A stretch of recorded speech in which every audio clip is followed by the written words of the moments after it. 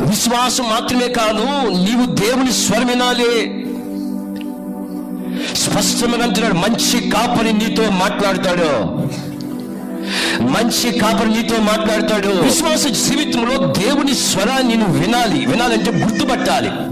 లేకపోతే నీ జీవితంలో కన్ఫ్యూజన్ వస్తుంది.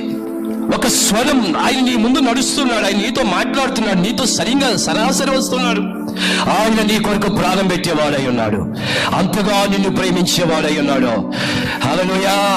నువ్వు గుర్తుపట్టాలి. You should recognise the voice of the God, presence of the God. ఎందుకు? ఆయన నీకు కాపరిగా కాబట్టి నువ్వు భయపడక్కర్లేదు.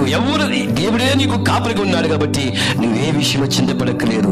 అదృశ్యమైనటువంటి దేవుడు నిన్ను దర్శిస్తూ ఉన్నాడు.